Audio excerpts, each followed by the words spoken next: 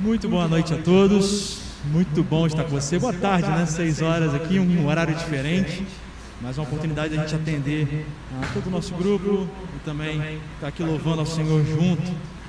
Sou muito feliz de estar aqui com vocês, podendo celebrar nosso aqui, eu e Gisela, primeiro Natal junto com vocês, como família, como Igreja Batista em Vila Resende. Uma oportunidade muito boa de estarmos juntos aqui, celebrando ao Senhor e podendo compartilhar um pouco da nossa vida, compartilhar a história que muda histórias, a história que mudou a nossa história. Lembre-se que hoje estamos aqui para louvar o Natal, não como uma ação isolada, mas o que ele representa. O Senhor Deus Todo-Poderoso vindo a nós, nos trazendo a paz, nos trazendo o poder e a transformação do Evangelho. Só por isso que nós estamos aqui hoje. Se você não conhece, não sabe quem é esse Jesus, aproveite, você que está nos assistindo online, você que está assistindo depois essa programação nossa, espere, ouça, e nós vamos aqui te apresentar com músicas da própria igreja, vamos apresentar aqui com canções que todos nós vamos entoar e com a mensagem do Senhor, mostrando que só Ele é Deus. Então vamos louvar aqui a Deus, primeiro em oração. Convido vocês a baixarem suas cabeças, ficarem juntos. Senhor, muito obrigado, Senhor. Alegre estamos por estar aqui, juntos, celebrando o Teu nome. Esteja com aqueles que ainda vão chegar, agora trazendo-os para cá, durante esse momento. Que tudo aqui seja para honra e glória do Teu nome, de acordo com a Tua vontade. Como o Senhor deseja, aconteça. Nós preparamos, nós organizamos, mas o desejo maior nosso é de que tudo aqui ocorra para a honra e glória do Teu nome. Então continue conosco, Senhor, nos dê aqui voz, disposição, amor à Tua palavra e que nós possamos expressar tudo isso ao lembrar do poderoso Evangelho de Jesus Cristo. É isso que eu te peço, Senhor, cuida da gente, cuida desse momento, abra o nosso coração para as músicas que serão cantadas aqui, abra nossa mente para entender tudo aquilo que o Evangelho diz e que possamos celebrar dia após dia todas as coisas que o Senhor tem para nós. É isso que eu te peço e te agradeço, em nome de Jesus. Amém. No primeiro momento eu gostaria de chamar o coral aqui à frente, vamos ter um momento de louvar e agradecer ao Senhor, todos vão tomar o seu assento. Você pode aí acompanhar conosco a letra das músicas e louvar ao Senhor juntos.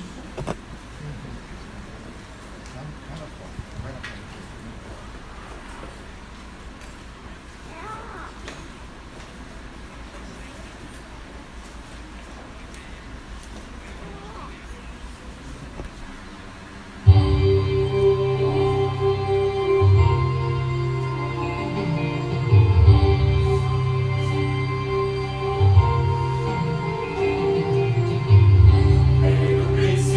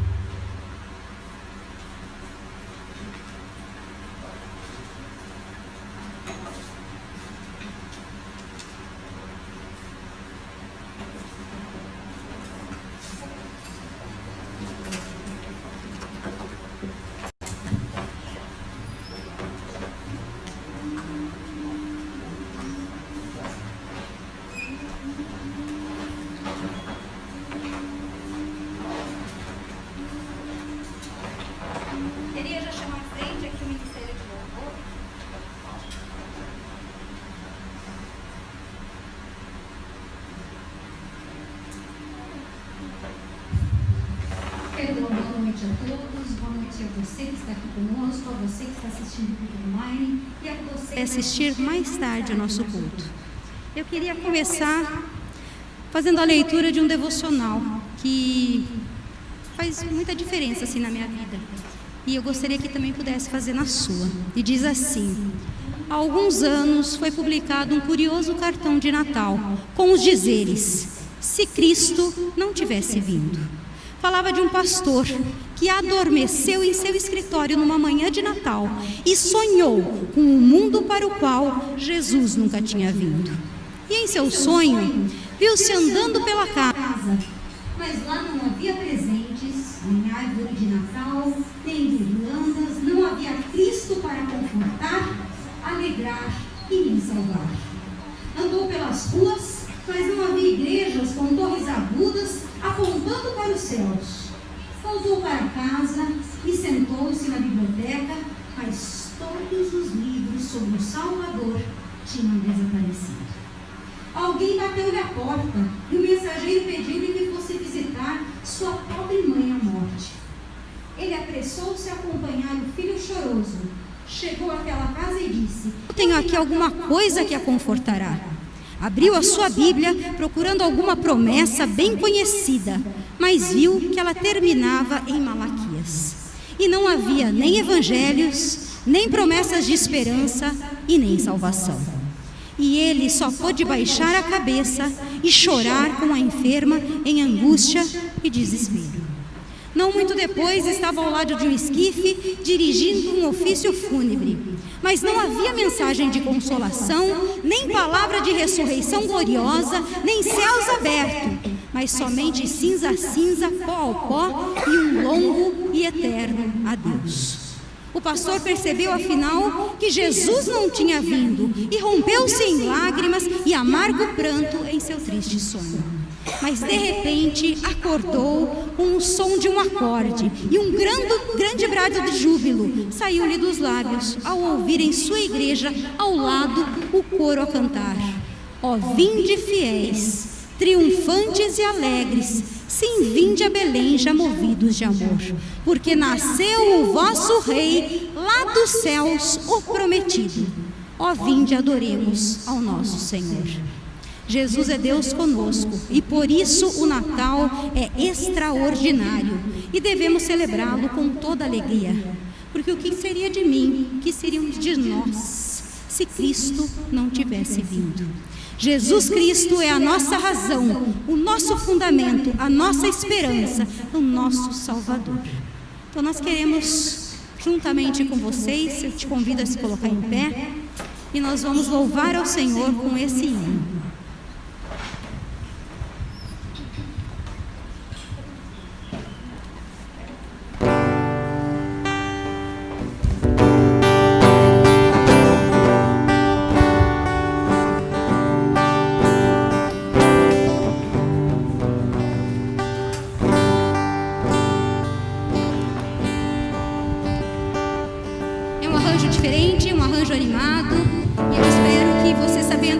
Está aqui conosco, você também cante efusivamente conosco.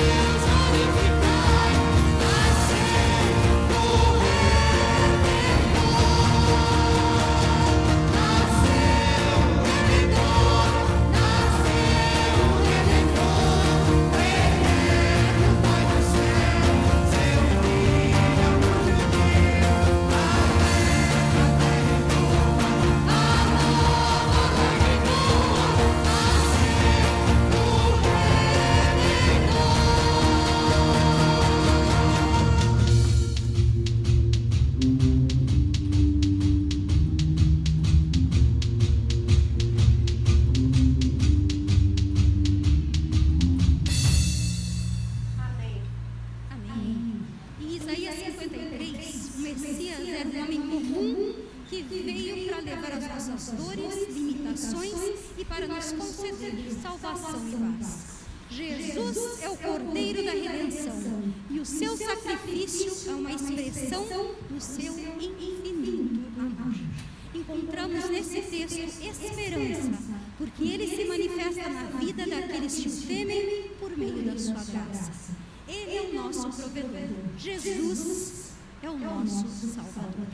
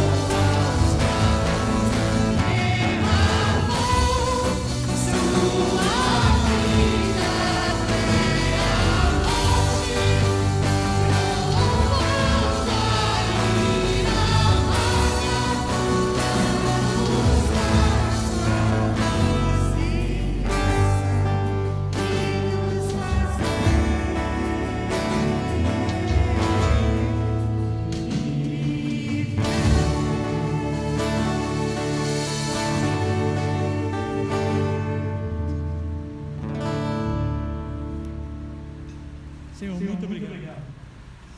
Porque se não fosse essa graça, doce graça derramada sobre nós, não faria o menor sentido de estarmos aqui. Obrigado, porque o Senhor continua sendo Deus, não mudou, seu plano permanece o mesmo, e hoje nós louvamos o Deus que nos salvou. Estamos aqui para dizer não só sobre o menino Jesus que nasceu, mas sobre o Rei Jesus que veio até nós, sobre o sacerdote que era o próprio sacrifício, sobre o juiz que irá julgar todo mundo, e ao mesmo tempo nos tirou do banco dos réus e nos deu a sua graça, imerecida graça. Muito obrigado, Senhor, muito obrigado. Continue conosco, em nome de Jesus, amém.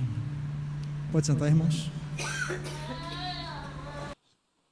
Hoje nós vamos continuar com a nossa série de mensagens e terminar. Existem muito mais mensagens sobre esse tema, ok? Se você olhar o Antigo Testamento, cada esquina, cada parte, cada página tem uma menção a Cristo, ou alguma coisa que apontava para Cristo, uma completude muito maior. Mas nós falamos sobre esse tema em 3 prismas, em 3 temas específicos. Numa narrativa. E que narrativa? A primeira narrativa da história. Quando o homem, criado à imagem e semelhança de Deus, cai. E nós vemos que ali Deus mostrou o primeiro Natal. Não celebrou, mas mostrou que seria o primeiro Natal. Onde, já na queda do homem, no momento que o homem ele simplesmente ignora e prefere a sua própria injustiça e seu próprio medo do que a glória de Deus e a graça de Deus, grita a sua independência, nós temos aqui um outro lar, um outro lugar que ele tenta se refugiar do que nos braços de Deus. E por conta disso, ele é castigado. E mesmo no meio do castigo, Deus mostra o Natal fiel. Deus mostra uma poderosa mão, uma ação grandiosa de transformação do homem, que não seria pela própria força dele, mas o descendente da mulher. E aquele plano não mudou. E a forma como ele estabeleceu lá no passado não mudou, continuou o mesmo. Ou seja, o Natal e a primeira primeira ideia de Natal, primeira ideia do nosso Senhor Jesus Cristo vindo à Terra, transmite a fidelidade de Deus. O primeiro Natal, a primeira ideia que nós temos no Antigo Testamento, em Gênesis 3,15, falamos sobre o Natal da fidelidade, o Natal fiel. Deus não muda. E nós vemos isso na vinda do seu próprio Filho aqui na Terra. Não somente isso, vimos que o Natal é singular, o Natal é único, o Natal ele é especial, porque não estamos falando apenas de um menino qualquer, mas do rei, sacerdote, juiz e guerreiro. Aquele que governa o mundo é o sacerdote, oferta, e é a própria oferta ao morrer por nós. E, além disso, o juiz que irá julgar todas as coisas. Foi esse Senhor que veio aqui e desceu. E por fim, como nós cantamos aqui em Isaías 53, será o tema de hoje. Peço para você abrir sua Bíblia em Isaías 53, para continuarmos aqui terminarmos a nossa mensagem.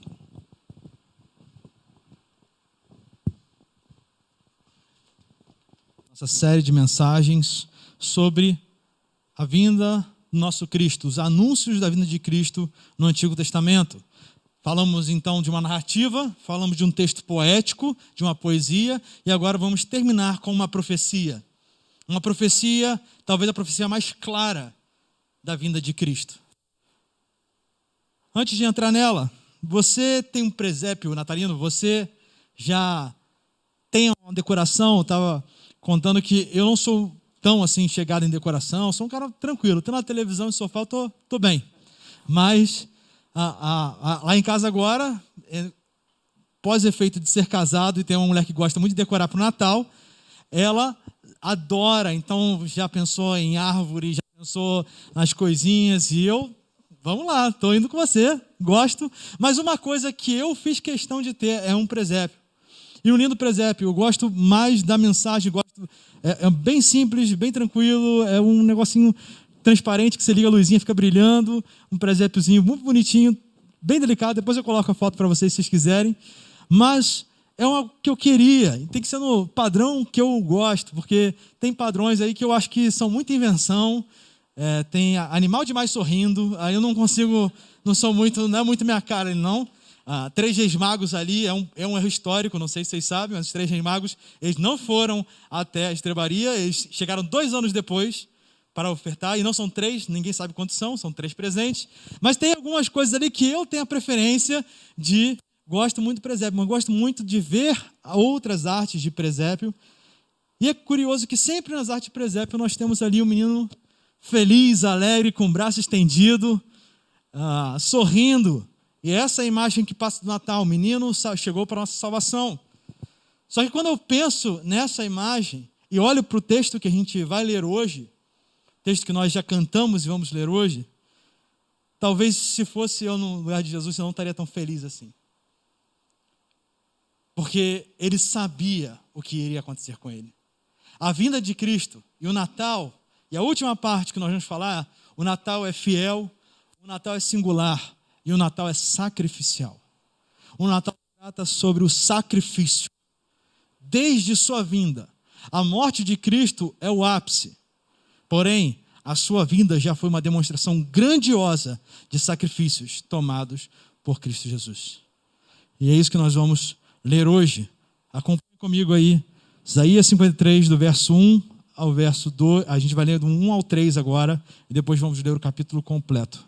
Se você não trouxe a Bíblia, pode acompanhar aqui na tela. Quem creu em nossa mensagem? E a quem foi revelado o braço do Senhor? Ele cresceu diante dele, como um broto tenro, e como uma raiz saída de uma terra seca. Ele não tinha qualquer beleza ou majestade que nos atraísse. Nada em sua aparência para que o desejássemos. Verso 3. Foi desprezado e rejeitado pelos homens.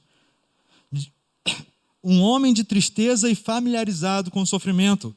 Como alguém de quem os homens esconderam o rosto, foi desprezado e nós não tínhamos estima. Primeiro sacrifício de Cristo nesse texto. E vamos continuar andando, então fique com sua Bíblia aberta aí no capítulo 53 de Isaías. É a vinda de Cristo, o sacrifício já inicial. No momento que ele vem, ele sabe quem ele era. Estamos falando aqui de um Deus trino, Deus Pai, Deus Filho e Espírito Santo. No que nós temos aqui é a própria palavra de Deus. O que está escrito aqui, os três concordam e andam em harmonia. Eles compreendem. Então Cristo, na eternidade, foi quem disse essas palavras aqui. Quem iluminou, quem deu o norte para o profeta Isaías para escrever a profecia que se cumpriria 8 séculos depois. Primeiro, essa profecia talvez seja a profecia mais clara da morte e ressurreição de Cristo Jesus. A profecia mais clara de como ele viria e como ele seria tratado. E algumas das expressões aqui me chamam muita atenção. Eu queria que você observasse aqui na tela. Primeira expressão que fala quem creu na nossa mensagem. E aqui está falando já desde o verso 13 do capítulo 52, uma sequência mostrando sobre o servo elevado que viria a ser, mas essa mensagem não é uma mensagem que foi inventada e escrita quando Jesus Cristo veio, mas era uma profecia marcada, uma mensagem que disse como seria a vinda de Cristo e como seria a sua consumação, como seria toda a sua passagem aqui. E que mensagem é essa? E que profecia é essa de Cristo?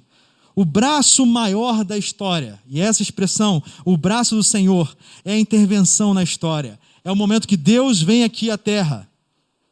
E a maior expressão e a maior declaração de que Deus existe é a vinda de Cristo. Além do mundo, nós lemos aí no Salmo 19, nos cultos de quarta-feira, nós falamos sobre a questão do mundo, anunciar a glória de Deus, mas a presença e o Deus verdadeiro é a vinda de Cristo, onde nós temos a anunciação clara do braço do Senhor, da mão do Senhor estendida até nós, Cristo sendo a personificação dessa intervenção histórica. Nenhum outro Deus, como eu comecei falando e repito, nenhuma outra divindade, nenhuma outra religião tem uma ação tão poderosa ou um vislumbre do que o Evangelho é, do que o cristianismo é. Nenhuma religião vai mostrar um Deus que se sacrifica, e não é um Deus qualquer, não é um subdeus como em mitologias existem. É o próprio Deus, Criador dos céus e da terra, descendo até nós, chegando até nós. Cristo, ao descer, já havia passado essas informações e essas palavras para o profeta. Então ele sabia o que ele sofreria, porque ele mesmo escolheu isso. Antes da fundação do mundo, como diz lá em Apocalipse, o Cordeiro morto antes da fundação do mundo. Antes que o mundo fosse criado, esse era o único plano que Deus tinha estabelecido. O único plano, a vinda de Cristo para a salvação do homem que iria pecar. E aquele plano, aquela marca, eu fico pensando no bebê do presépio que eu falei no início. Será que ele estaria chorando? Será que ele estaria rindo? Se fosse eu estaria chorando. Sabendo tudo o que eu iria sofrer. Sabendo todo aquele peso que estaria carregado na vinda de Cristo. Cristo deixou a sua glória antes mesmo de estar aqui. Filipenses capítulo 2, verso 5, tem a mesma atitude que Cristo Jesus. Ele, embora sendo Deus, não se deteve a esse fato, esvaziou-se a si mesmo e veio a ser servo. E de forma humana humilhou-se e foi obediente até a morte e morte de cruz. Cristo, a primeira humilhação, o primeiro sacrifício que Cristo fez foi descer dos céus e vir aqui. E vir aqui, aos olhos de Deus, vendo ele crescer, passando por todo tipo de aflição que uma criança, ser dependente da sua própria criatura. A gente não para pensar muito, porque a Bíblia não fala muito da infância de Cristo. Mas pare para pensar no Deus criador de todo o universo. Se nós, quando chegamos, eu vejo minha avó, quando era viva, ela teve um problema e ela ainda era reticente. Quando a gente falava, eu vou cuidar de você. Não, pode deixar que eu me cuide sozinho. Só que ela não podia. Ela não tinha como cuidar dela mesma. Mas por conta do orgulho e por conta não, eu sei fazer sozinho, a gente fica querendo brigar, a gente não quer dar o braço a torcer, a gente não quer ser dependente de alguém. Agora, se coloque no lugar de Jesus Cristo. Ele é autossuficiente, ele é independente. Ele estava com Deus, na posição ao lado do Deus Pai. E ele desceu, e virou humano, e ficou sujeito a humanos. Ele virou criatura. O maior sacrifício, um dos maiores sacrifícios, não foi a cruz apenas, mas tudo que essa vinda trouxe a Jesus Cristo. Foi uma criança, precisou ser limpo por uma mulher. Foi um bebê, sujeito às coisas da humanidade. 100% homem, e por isso, esse sofrimento. A expressão que me grita nesses primeiros versos é a raiz saída de uma terra seca. A vida em meio à terra seca. Em meio à morte, existe um broto, uma raiz, algo que surge para dar esperança. Mas ao mesmo tempo essa expressão significa, no meio do deserto, onde ninguém olha, no meio daquela terra morta, onde ninguém mais dá nenhum valor, surge algo. Sem chamar atenção, num crescimento discreto e ordinário. Totalmente ao contrário daquilo que os homens esperavam de Jesus Cristo. Totalmente ao contrário daquela ideia do rei vindo e governando o mundo. Ele queria governar as nossas vidas antes de tudo. Ele se atentou para aquilo que era mais essencial. O mundo já é garantido, já é dele. As nossas vidas também já são dele. Mas ele veio aqui mostrar que mais importante do que todas as coisas é a nossa vida. É a nossa vida. Ele veio aqui para nos dar vida. Se você passa por um momento de aflição, se você acha que você não é reconhecido no seu trabalho, se você é humilhado, saiba, existe alguém que passou por tudo isso pior de toda a humanidade. E esse alguém é Jesus Cristo. Olha um texto comigo. Ele foi desprezado e rejeitado pelos homens. Foi um homem de dores, experimentado pelo sofrimento, verso 3. Como alguém que os homens escondem o rosto, e essa expressão é muito importante, que demonstra a total falta, a repulsa dos homens aqui, falta de desejo de comunhão que os homens dessa terra tinham com Jesus Cristo. Davi escreve em vários dos seus salmos, falando, Senhor, não vire o rosto. E essa expressão é, Senhor, não quebre a intimidade, não quebre a comunhão, por favor, eu sei que eu pequei, geralmente no contexto no Salmo de pecado de Davi, ele fala, eu sei que eu pequei, mas por favor, não interrompa o nosso relacionamento, não vire o rosto.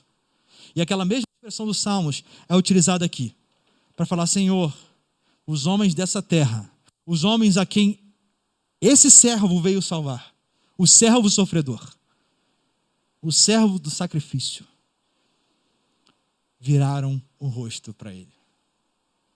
Não tinha beleza alguma e não tem como não falar sobre Saul. Saul, o primeiro rei de Israel, foi aclamado por sua aparência, porque parecia um rei, que seria alguém que seria um rei importante. Sua descendência nem continuou por conta do seu próprio pecado. Alguém que foi rejeitado por Deus. Nós vemos muita aparência. E aquele povo naquela época não era diferente. Vivia pela aparência e pela aparência de Jesus Cristo não daríamos nada. Não daríamos nada. Alguém desprezado. Alguém que nasceu em Belém, mas viveu na Galileia. E o que é Galileia, senão uma parte ali próxima do conceito de cidades da Grécia, ali perto de Decápolis, e é uma cidade desprezada pelos próprios judeus. Um homem desprezado em todas as áreas. Todas as áreas. Quando ele fazia milagres, as pessoas se juntavam para ver os milagres. Mas quando ele falava palavras necessárias, todos os seus discípulos fugiam. Leia em João capítulo 6. Eu vejo um discurso pesado de Cristo, mas um discurso necessário. Todos os desprezaram. Todos os desprezaram. Nós não tínhamos como estima. Nada em nós, no nosso coração pecaminoso, faria com que pudéssemos ver o Cristo. O primeiro sacrifício dele foi a sua vinda. Como eu falei, se você está sofrendo hoje, achando que está sozinho, achando que está com problemas, que as pessoas te rejeitam, existe alguém que não só entendeu e passou por tudo isso, mas venceu toda essa depreciação. Cristo Jesus. E Ele é o suficiente para vencermos essa batalha que é real hoje em dia, de exclusão, de facção. Tudo isso cai aos pés de Cristo. Tudo isso. Somos um só em Deus. Segundo sacrifício está do verso 4 ao verso 9, acompanhe aí. Certamente Ele tomou sobre si as nossas enfermidades e sobre si levou as nossas doenças. Contudo, nós o consideramos castigado por Deus, por Ele atingido e afligido. Mas Ele foi transpassado por causa das nossas transgressões, foi esmagado por causa das nossas iniquidades. O castigo que nos trouxe a paz estava sobre Ele, e pelas suas feridas fomos curados. Verso 6. Todos nós, tal qual ovelhas, nos desviamos. Cada um se voltou para o seu próprio caminho. E o Senhor fez cair sobre ele a iniquidade de todos nós. Ele foi oprimido e afligido. Contudo, não abriu a sua boca. Como um cordeiro foi levado para o matadouro. E como uma ovelha que diante dos seus tosqueadores fica calada, ele não abriu a sua boca. Com julgamento opressivo ele foi levado. E quem pode falar dos seus descendentes, pois ele foi eliminado da terra dos viventes. Por causa da transgressão do meu povo, ele foi golpeado. Foi-lhe dado um túmulo com o ímpio ou com os ricos à sua morte. Embora não tivesse cometido qualquer violência, nem houvesse qualquer mentira na sua boca. Segundo o sacrifício de Cristo é a sua própria missão. Jesus Cristo veio aqui sabendo do que iria sofrer e mesmo assim abraçou todo o sofrimento. Olhe para esse texto e veja quantas vezes ele repete a expressão: ele tomou e levou sobre si aquilo que era nosso. cerca de 10 vezes esse complemento existe. Ele tomou sobre si as doenças, ele tomou sobre si as iniquidades, as transgressões, ele puxou, ele trouxe, e agora isso não era mais seu, mas estava sobre os seus ombros. Isso não é mais do Tércio, isso não é mais da Paula, mais do Marcos, mas agora está sobre os ombros de Cristo Jesus. Isso é para mostrar, isso é grande, porque isso mostra a nossa incapacidade de salvar a nós mesmos. Nós precisávamos de um Salvador, nós precisávamos de um Rei, do Senhor, alguém que poderia levar sobre os seus ombros, e apenas o Deus Todo-Poderoso poderia levar sobre os seus ombros o pecado, o mal, e nos salvar. Parece um paradoxo, o Deus Santo, o Deus que não se junta com o pecado, levando todos os pecados, mas é o paradoxo lindo da cruz. O Deus se fez homem, isso já é uma loucura. O Deus Santo leva os nossos pecados, isso é uma loucura. Mas deixa eu falar, é a única loucura possível. Se não fosse por Deus levar os nossos pecados, seria impossível para nós alcançarmos a salvação. Porque nós deveríamos cumprir, viver de uma maneira perfeita. E nós não conseguimos isso. Nossas motivações, nosso coração, tudo está cheio de pecado, contaminado com a ação e o pecado de Adão. O que eu gosto também desse texto, eu não escrevi aqui, lembrei agora, é a ideia dos duas ovelhas. Se você vê aí no verso 6, ele fala de 2 tipos de ovelhas. Verso 6, todos nós, tal qual ovelhas, nos desviamos. E não sei se já falaram isso para você, mas a ovelha é um bicho burro, é um bicho que tem problemas sérios. Tanto que eu tive numa criação de ovelha, quando eu estive viajando uma época, e era muito engraçado. A gente passou para fazer uma varredura na região, eu e um amigo meu, que era o cuidador daquela região. E tinha uma ovelha grávida. E aquela ovelha grávida, ela tombou de lado. E ela não tinha força, ela não tinha condição de fazer isso, para virar para o outro lado e sair. Ela não conseguia pensar, ela estava daquele jeito, parecia uma tartaruga virada de baixo. Chega só baixo. E aí o pastor, que é isso que ele era, teve que pegar ela direito, virar, e aí ela conseguiu andar com o seu próprio caminho. Se uma ovelha não tiver um pastor, ela se perde. E quantas parábolas temos na Bíblia de ovelhas perdidas? Quantas histórias nós temos? Uma ovelha, se não tiver com mel na sua narina, entra mosca e ela fica maluca. De coisas simples. Coisas simples. Procura, depois o YouTube está aí para vocês verem, se vocês quiserem. Procura o trabalho de um pastor com as ovelhas, você vai ver o que Deus está chamando a gente. O aprisco dele. Nós somos assim, sem noção, perdidos.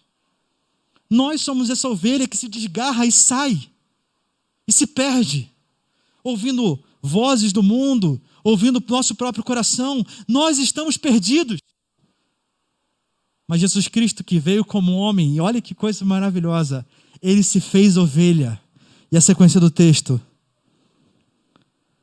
todos nós, tal qual ovelhas, nos desviamos e cada um de nós se voltou para o seu próprio caminho.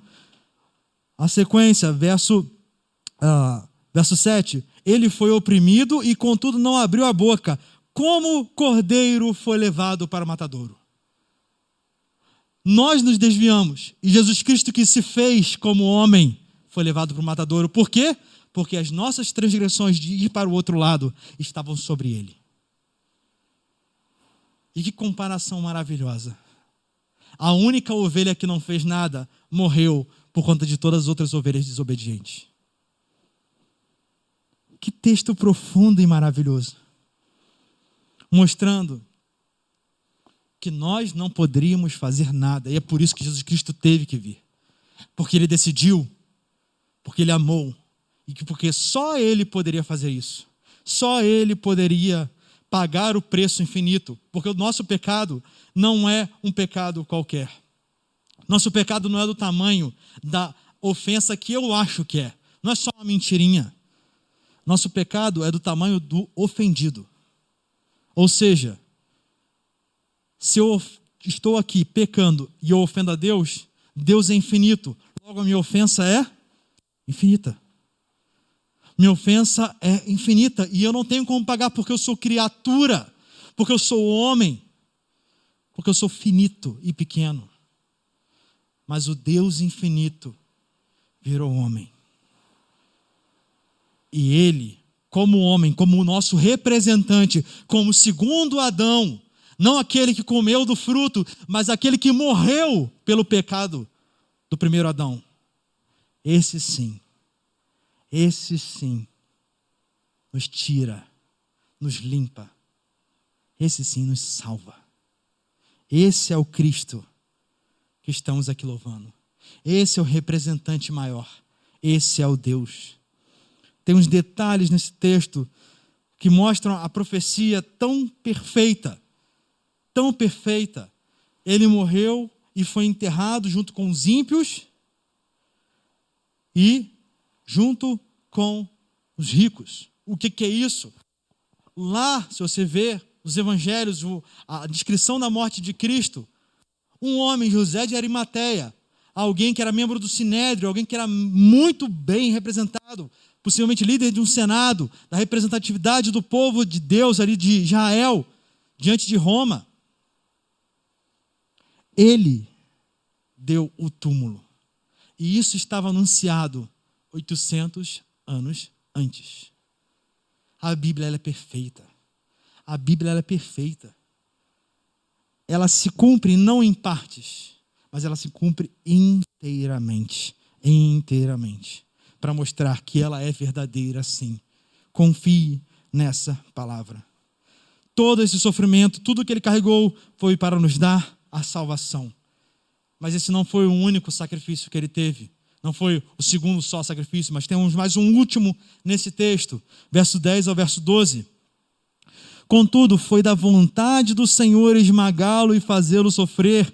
E embora o Senhor faça da vida dele uma oferta pela culpa, ele verá sua prole e prolongará seus dias. E a vontade do Senhor prosperará em sua mão. Depois do sofrimento de sua alma, ele verá a luz e ficará satisfeito. Pelo seu conhecimento, meu servo justo justificará muitos e levará a iniquidade deles. Por isso, eu lhe darei uma porção entre os grandes, e ele dividirá os despojos com os fortes, porquanto ele derramou a sua vida até a morte, e foi contado entre os transgressores, pois ele carregou o pecado de muitos e intercedeu pelos transgressores. O último sacrifício é o próprio juízo que Jesus Cristo recebeu. Verso 10, ele foi esmagado. E 3 palavras importantes aqui, foi da vontade de Deus esmagá-lo. Foi da vontade de Deus fazê-lo sofrer. Por que ele usa essas palavras tão fortes no texto? Será que Deus é um sádico? Não. É para mostrar que foi da vontade dele. Não foi porque ele foi persuadido, não foi porque foi um plano B. E volta tudo o que a gente falou lá no primeiro domingo sobre o Natal fiel. O plano de Deus permanece o mesmo. Ele não muda. Mesmo ontem, hoje e sempre. E o que ele prometeu, ele vai cumprir. A vontade dele, sim. E sim, Jesus Cristo foi moído pela vontade de Deus. Porque se não fosse pela vontade de Deus, não teria acontecido. Mas esse moer não é sadismo. Esse moer é saber do propósito. A motivação disso é olhar para o futuro e ver que muitos foram justificados, muitos foram purificados por conta daquele sacrifício. Muitos passaram para a vida eterna e não dependem mais deles, mas sim de Cristo. Esse texto todo, mostrando o sacrifício de Cristo Jesus, me aponta para uma coisa: é impossível para o homem sozinho alcançar a salvação. É impossível para você alcançar a salvação por suas forças. É impossível você falar: eu sou bom, eu consigo, eu alcanço, eu não peco. É impossível, porque a nossa raiz é pecaminosa, nosso coração é pecaminoso. Por mais bonzinho que você queira ser, por mais boa vontade que você tenha, sua motivação é errada. Porque sua motivação não é Cristo. Se não for Cristo no seu trabalho, na sua vida, se não for por essa história que estamos lendo aqui, ele tomou sobre si aquilo que era meu, aquilo que eu não poderia fazer, aquilo que eu não poderia carregar, ele levou sobre si. Só ele poderia fazer grandioso feito. Só ele era o Deus homem. Só ele é o Deus homem, que carrega até hoje as marcas do pecado. O sacrifício dele não foi só aquele.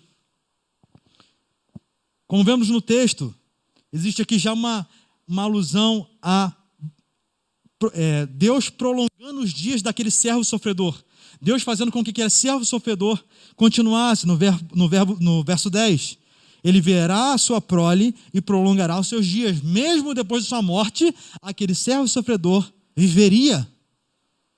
E isso aqui que nós vemos um pouco embaçado, nós vemos completamente no futuro, onde ali no Evangelho, Jesus Cristo está vivo. Onde hoje Cristo vive. Ele permanece vivo. Porém, um último sacrifício que nós temos nessa vida de Cristo está resumida praticamente nessa frase que um professor meu do seminário, falecido Paulo França, disse, eu nunca esqueci, disse em uma aula apenas, eu nunca esqueci dessa frase e eu sempre gosto de repetir, para mostrar quão impossível para mim era alcançar aquilo que Cristo fez. Como sempre eu vou louvar por aquilo que Ele fez por mim. Nós, pecadores miseráveis, passaremos a eternidade com corpos perfeitos. E essa é a promessa de Deus para você hoje. Se você morrer hoje, não importa por doença, não importa por o que for, rendido a Cristo Jesus, você terá um corpo perfeito, glorificado, sem mácula, sem dor, sem nada. Você, pecador miserável, terá um corpo perfeito. Agora, Cristo Jesus, a ovelha que foi levada em silêncio na frente de seus transquiadores, sem gritar, sem falar, aquele que nunca pecou, irá carregar as marcas do nosso pecado para a eternidade. Quando Jesus Cristo volta aqui, quando Jesus Cristo vem à terra e toma vida, ele fala: toque em minha mão, veja aqui as marcas. E que marcas são essas? As marcas da crucificação, do meu e do seu pecado. Isso não está no corpo anterior de Cristo, está no corpo glorificado, para mostrar para a eternidade: eu venci. O sacrifício valeu a pena. Não foi um sacrifício aleatório, foi um sacrifício pelo meu povo, pelos meus.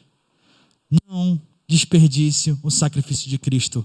Viva agora para a glória de Deus. Você sozinho não consegue fazer isso. Você sozinho não consegue seguir o propósito pelo qual você estabeleceu na sua vida. Porque é um propósito que você estabeleceu, é um propósito falho, é um propósito pequeno. O propósito que Deus colocou, que o Criador colocou na sua vida é glorificar a Deus. E você só consegue fazer isso por este sacrifício. Por este sacrifício. Não desperdice este sacrifício. Resumo do Isaías 53, somente Cristo. Somente Cristo. E o que eu faço agora com todas essas informações? Todo esse sacrifício de Cristo? Te dou 3 ideias do que fazer com isso. O que você deve sentir primeiro, a alegria. Sinta a alegria. Peça a alegria do Senhor, porque não depende de você. A salvação dos nossos pecados não depende do que eu faço. A salvação dos meus pecados não depende de mim, porque Ele tomou sobre si tudo aquilo que era mal.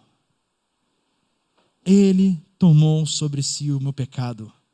Ele tomou sobre si as nossas iniquidades. Aquilo que era meu. Se alegre. Alegre na salvação, porque é algo que você não poderia fazer, mas Cristo fez por você. Uma outra atitude que você pode desenvolver durante a sua semana, agora, semana de Natal, é louve a Deus. Louve a Deus exatamente por isso. Nas suas conversas, na sua devocional, na sua oração, com tempo com Deus, agradeça pela salvação. Não agradeça só pelo ar, não agradeça só pelo mais um dia de vida. Agradeça pelo Evangelho, que a gente escuta tantas vezes, mas passa na segunda-feira e a gente esquece. Agradeça pelo Evangelho de Deus. O Evangelho transformador. O Evangelho que me deu a vida eterna. Louve a Deus, fale com seus amigos, aproveite essa temática do Natal, nessa semana que vai estar tão em voga, e fale, se sua família não é convertida, conte a história do Evangelho de Cristo Jesus, olhe para esse texto, fale com eles de Isaías 53 e mostre, somente Deus poderia morrer por mim e por você. Abrace essa morte e viva a vida de Cristo. Seja lavado pelo sangue que nos redime e nos livra de todo o pecado. E por fim, dependa. Se você não conhece a Cristo ainda, se você não tem nenhum vínculo, nenhuma proximidade com essa história, deixa eu te falar, Ele é o único que pode te salvar. O único. Nenhuma outra ação, nenhum outro Deus, ninguém mais pode dar a salvação que Cristo tem para cada um de nós. O que resta para nós, lembro lá em Atos 2, quando no meio daquela festa de Pentecostes, milhões de pessoas ali reunidas, várias pessoas ali reunidas, milhares de pessoas reunidas, e todos ali ouvindo Pedro, apóstolo de Cristo, falando, vocês mataram Cristo Jesus, e o povo grita, o que eu faço agora? Ele diz, arrependam-se dos seus pecados, confessem a Cristo como o Senhor da sua vida e sejam batizados. Não deixe para depois. Não deixe para depois. Não perca a oportunidade. Deus está te dando a oportunidade agora de louvar a Deus, de viver para Ele, de depender dEle em toda e qualquer situação. Eu quero que vocês, quando verem as decorações de Natal, ver o presépio da sua casa lá, eu quero que vocês lembrem disso. Natal é mais do que aquele menino rindo. É um sacrifício do início ao fim. Foi um sacrifício do nosso Senhor. O Natal prometido, o Natal que está aqui, é um Natal sacrificial. E que grato nós somos por esse sacrifício, que é por ele que nós somos salvos. É por Ele que nós somos salvos. Não desperdice essa oportunidade. Proclame, conte, fale a outros do poder grandioso que 800 anos antes de Cristo anunciou certinho como seria perfeitamente, sem nenhum erro, a vinda, morte e ressurreição de Cristo. Um Deus perfeito faz tudo perfeito. E você é convidado a participar dessa perfeição. Não deixe para depois. Não deixe para depois. Louve e dependa a Deus agora. Eu peço para o coral vir aqui, nesse momento, e vamos cantar a esse Deus.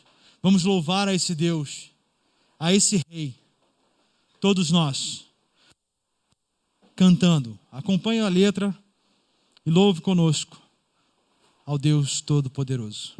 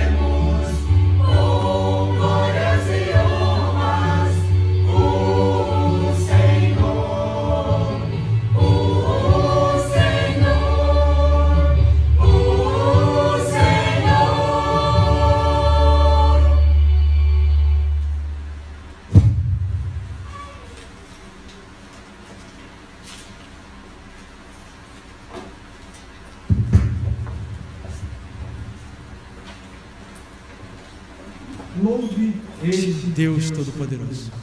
Não deixe para amanhã, não deixe para depois. E não viva só no dia 25. Viva para Ele eternamente. Porque o Senhor Deus morreu para nos dar vida. E agora sim, nós temos a vida eterna. Gostaria de orar com vocês. Depois da oração estaremos despedidos. Deus esteja com cada um de vocês. Aproveite essa semana, ore, medite nas passagens que nós falamos aqui, Gênesis 3,15, Salmo 110, Isaías 53. E lembre-se sempre desse Deus prometido, desse Deus que veio, Cristo Jesus, que irá voltar para nos chamar, para estarmos juntos com Ele, louvando e engrandecendo o Senhor. Baixe sua cabeça, vamos orar. Pai, muito obrigado, Senhor. Muito obrigado porque o Senhor é Deus e soberano sobre todas as coisas. Obrigado porque ao ver como a sua Escritura e como a palavra ela é perfeita, podemos louvar ao Senhor dizendo que o Senhor é fiel e o Senhor não volta atrás de sua palavra. Muito obrigado porque ao vermos o teu poder, a tua gloriosa mão em toda a história, vendo quão grande o Senhor é e quão pequeno nós somos, nós podemos louvar ao Senhor dizendo: muito obrigado, Senhor, muito obrigado, porque o Senhor veio até nós, deixando a sua glória e se entregou, se sacrificou por cada um de nós. Que a graça do Senhor esteja conosco todos os dias, nos abençoando, que esse Evangelho encha nossos corações todos os dias e que possamos sempre louvar e engrandecer o teu nome com as nossas ações, conhecendo mais do Evangelho, não apenas da história da morte, mas vendo como a tua vida, Senhor, se aplica à nossa vida todos os dias e pelo Espírito Santo sendo transformados para parecer cada vez mais com o Senhor. Continue conosco, nos abençoando. É isso que eu te peço e te agradeço, em nome de Jesus. Amém. Bom Natal, boas festas, que Deus abençoe você. Que semana que vem estamos juntos aí, se Deus permitir, no domingo. Aproveite muito bem essa semana. Louve o Senhor por sua família, com quem Deus te deu a oportunidade de estar junto agora. Um abraço e até semana que vem.